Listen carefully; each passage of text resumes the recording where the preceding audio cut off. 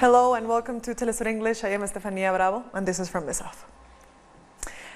Let's go to the news now. Bolivia's Senate has approved a bill to extend the mandate of Jeanine Añez. With 6 days before the constitutional term is to expire for a legitimate president of Bolivia, Evo Morales, and thus the de facto coup regime, 2/3 of the body, passed the emergency extension. The exceptional law for the extension of the constitutional mandate of elected authorities will apply to Añez even though she hails from a small party and was never elected as president. Protests are still set for Wednesday, January 22nd. El Salvador is marking 28 years since the signing of the 1992 peace agreement. Our correspondent Ernesto Ábalos reports from San Salvador.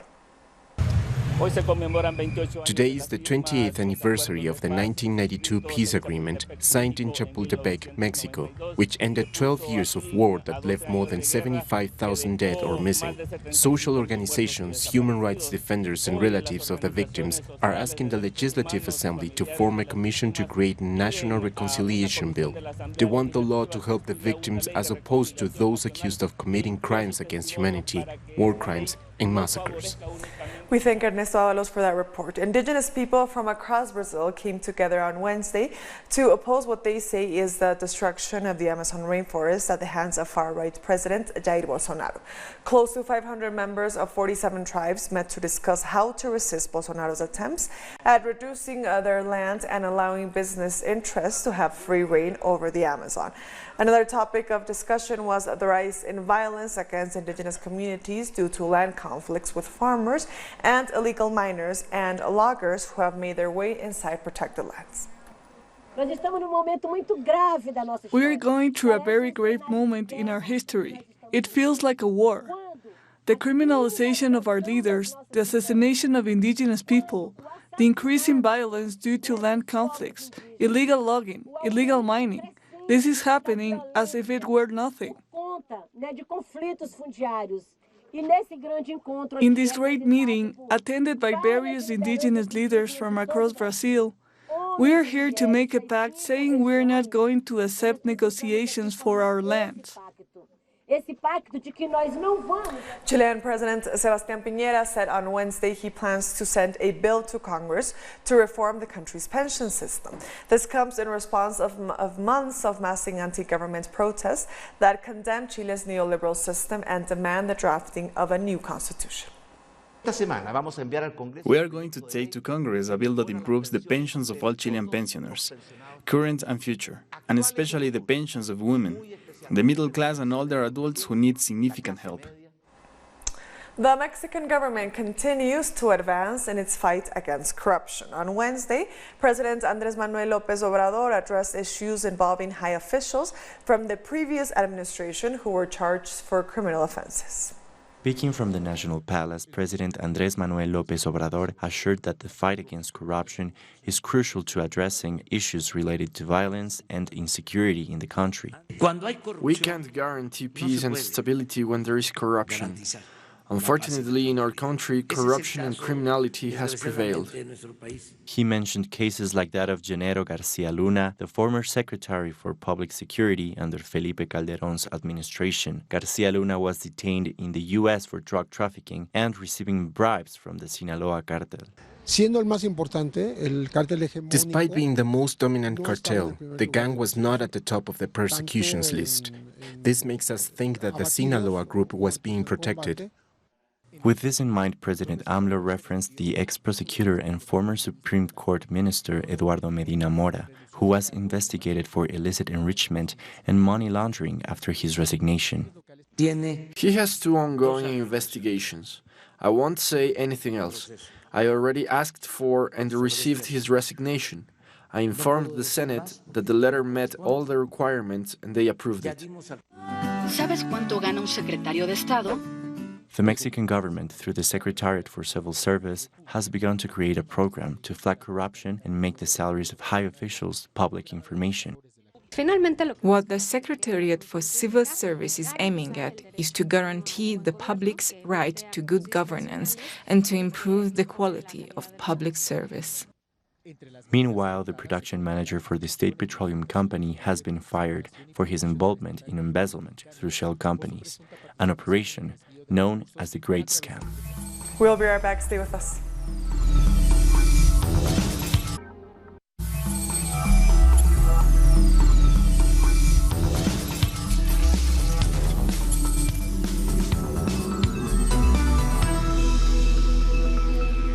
Welcome back to From the South.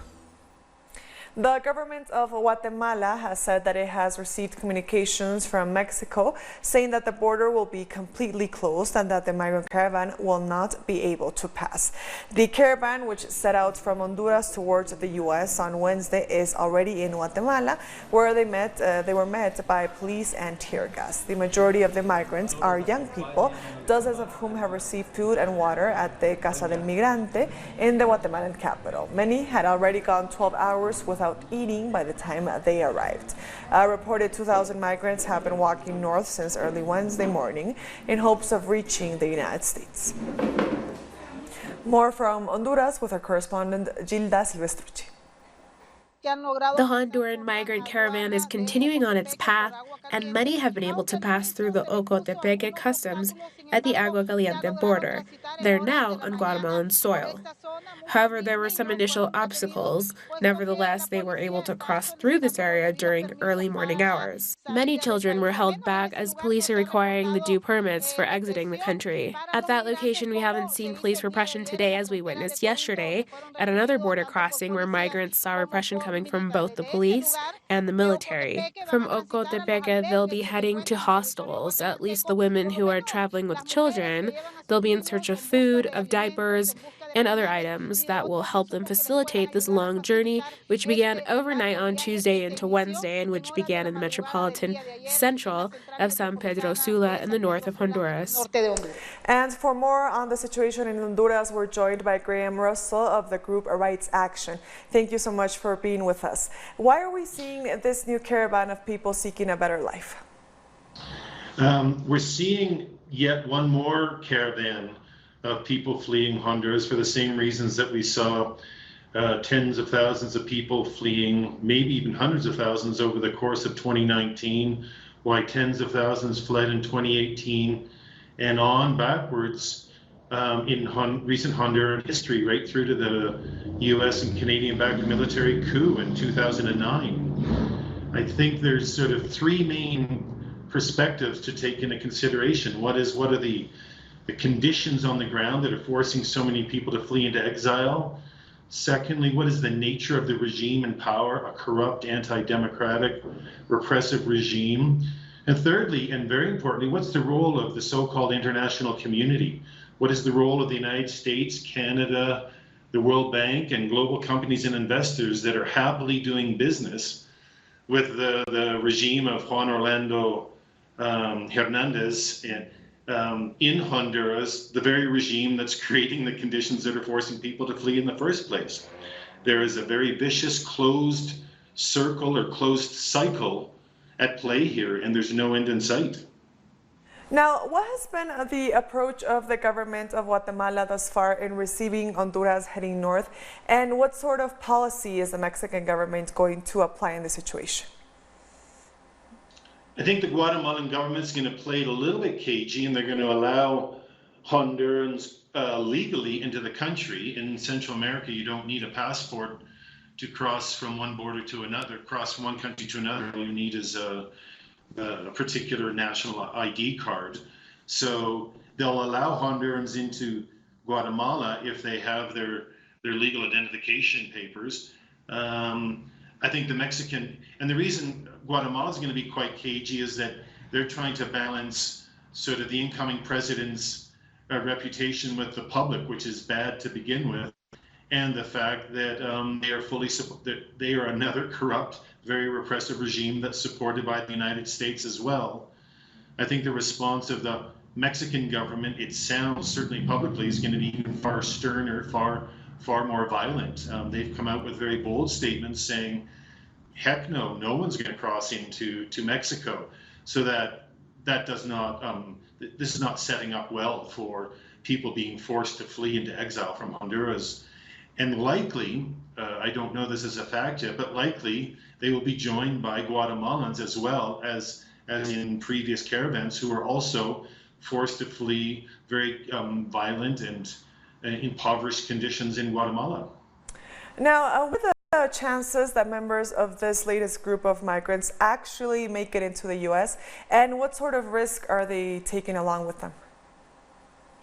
Chances, the caravan itself, the larger groups of people will get more attention for a short period of time. The fact is that caravan or no caravan, tens of thousands of mainly Guatemalans and Hondurans are fleeing into exile north of Mexico and trying to get into the U.S. year after year. And as the caravans get more attention and therefore more criminalization and violent repression from the Guatemalan authorities, the Honduran authorities, the Mexican authorities, more and more will go back to alternative routes, going in small groups of people, going with trusted people who know the way, or going with paying coyotes, as they say, to take them up.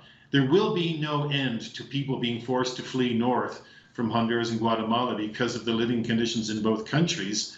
And then the conditions along the road? The conditions in Mexico are particularly violent. They get, both in Guatemala and throughout Mexican, they get a fair bit of popular support. Communities come out, humble people, normal people, seeing caravans of people come out and provide them with food. But conditions get very violent, particularly in Mexico. It's been, over the past years, it's been documented on a widespread basis, violent repression both by Mexican government authorities, military and police authorities, and by organized crime groups. So none of that bodes well for the people being forced to flee in these most recent caravans. Now, I think you mentioned this already, but in what way are mining projects and multinational projects like mining and dam building connected to this northward migration we're seeing? I'm very clear in my sort of understanding of these issues that particularly the United States, but also Canada, are directly helping produce the refugee crisis in Guatemala and Honduras, without getting into a discussion about other countries. In the case of Honduras, before you get into what the multinational companies are doing, you have to go back to the military coup in 2009 that was openly supported by Canada and the United States, and that brought into power the utterly corrupt anti-democratic regime that's in power today. Then on top of that, once this profoundly corrupt regime was put in place in 2009, there was a new wave of global investment, particularly in the areas of hydroelectric dams, mining, and then on the North Shore of Honduras, tourism. All of those economic activities, along with the traditional economic activities of the production of bananas, sugarcane, and African palm, all of those economic activities are being implemented through violence and corruption and are producing more forced evictions of people, i.e. they're producing more refugees forced to flee their homes and countries. Graham, we thank you so much for your time for Telesur English. Thank you. We have been speaking with Graham Russell of the group Strike Action on the current migrant caravan taking place. More news now. In his latest illegal act, Venezuelan opposition figure Juan Guaido has named a commission to allegedly recover and restructure Telesur. Let's take a look at the people he chose to lead this latest grasp at power. In the 1980s in El Salvador, the dictatorship of Napoleon Duarte forcibly took power. The country was in the midst of a civil war when, in the so-called Centaur operation, a number of Jesuit priests were murdered by security forces for allegedly working with a guerrilla group. Death squads killed Monsignor Oscar Arnulfo Romero, known as the Bishop of the Poor. Years later, an investigation by the United States Senate in 1991, published by Reuters journalist Dan Williams, named one of the CIA collaborators in El Salvador who helped the death squads find their targets.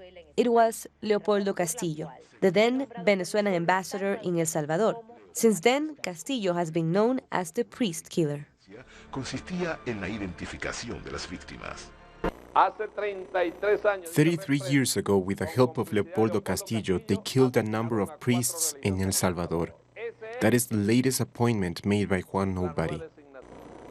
It's Leopoldo Castillo, the human rights violator linked to the murder of priests by the U.S. government, who has been named by the self-proclaimed himself, Juan Guaidó, as the new president of Telesur.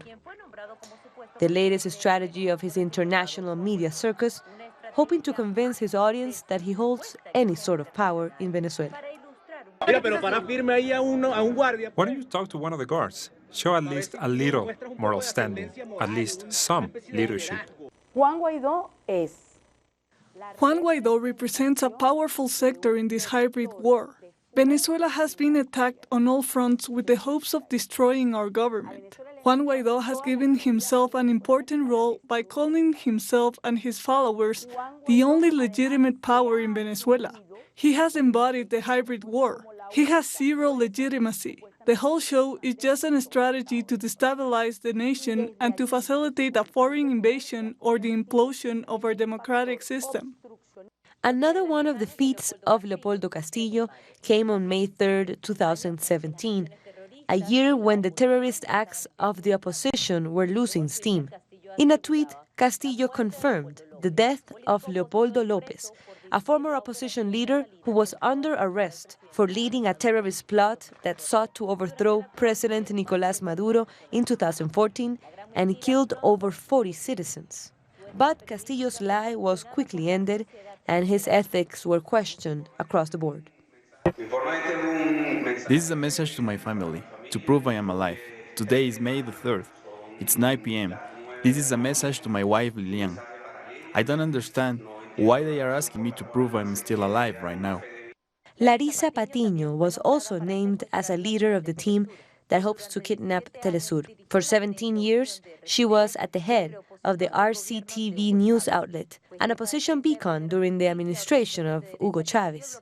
She was also a leader of the First Justice Party, which has long asked for and defended economic sanctions against Venezuela. Somos Telesur. Telesur was created by commanders Hugo Chávez Frías and Fidel Castro. For over 14 years, it has become the most important platform to tell the stories of Latin American people and their struggles. Telesur's flag is the truth. Sería impensable. The creation of Telesur will be hard to imagine in today's world. But if it wasn't for Telesur, we wouldn't have known about the 2009 coup in Honduras. Thanks to Telesur, we found out the truth about Syria. We have learned of the struggles of indigenous people and Afro-descendants in Latin America and the Caribbean, and not to mention the fight for women's rights. Those behind this latest attack are wrong. Telesur is part of our culture, is part of our people's heritage, and it will only grow larger in the face of these attacks.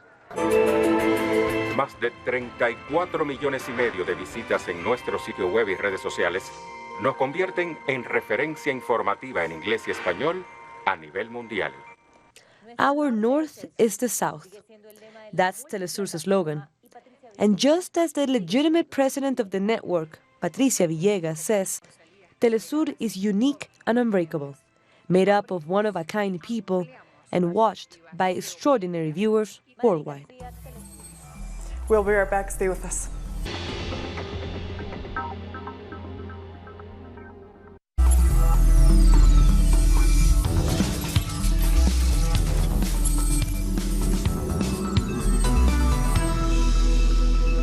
Welcome back to From the South. Lebanon is set to form a new government. The country's caretaker finance minister, Ali Hassan Khalil, made the announcement after a meeting between the country's designated prime minister, Hassan Diab, and parliament speaker. Khalil said the new cabinet would be comprised of 18 specialist ministers, as demanded by protesters who blame the country's political elite for corruption. Lebanon has been without a government since Saad al-Hariri resigned as prime minister on October 29th. In the face of sweeping protest. The meeting today between the Speaker of Parliament, Berry, and designated Prime Minister was very positive. It is a continuation of a constant communication that made it possible to agree on forming a government of specialists that represent the widest chunks possible. Today, I think we have moved forward. We can say we are on a brink of forming a new government. Israel's defense ministry has approved the creation of nature parks on occupied Palestinian lands in the West Bank. According to Defense Minister Naftali Bennett, the decision is part of Israeli efforts to maintain control of the area and make way for the creation of new Jewish settlements. However, the Palestinian Authority has condemned the decision and vowed to take the matter to the United Nations and the International Criminal Court. All Israeli settlement activities on occupied Palestinian lands are illegal under international law. 3 African nations have started rolling out the world's first malaria vaccine. The malaria vaccine, which is being administered in Malawi, Kenya, and Ghana, is a trial which is still only 40% effective. Children in Malawi have already begun receiving the vaccine to protect them against one of the world's deadliest diseases. According to the World Health Organization, malaria kills almost 500,000 people, mostly in Africa, every year, and 2/3 of them children under the age of 5. They're not actually more surprises because the way we administer malaria vaccine is the same the way we administer other vaccines. So the caregivers are not puzzled. They're not worried. They're okay with the vaccine. And still in Malawi, thousands of people have protested against alleged bribery claims on the ongoing election challenge court case. The protests were triggered by alleged attempts to bribe judges overseeing a legal challenge to the re-election of President Peter Mutharika. 5 judges presiding over the case are alleged to have received kickbacks, a claim which is not yet proven. Opposition leaders are opposing a challenging the May 21st vote, which saw Mutharika narrowly beat runner-up candidate Lazarus Chakwera. And we end in Cuba, where, defying the Trump administration's growing restrictions, the island has welcomed New Orleans musicians to its annual jazz festival in Havana. The visiting musicians said they were frustrated it was so hard to reach Cuba due to recent bans on U.S. travel to the island. Around 80 U.S. musicians from 22 bands, including the Soul Rebels and Tank and the Bangas, are performing at the festival that runs until Sunday.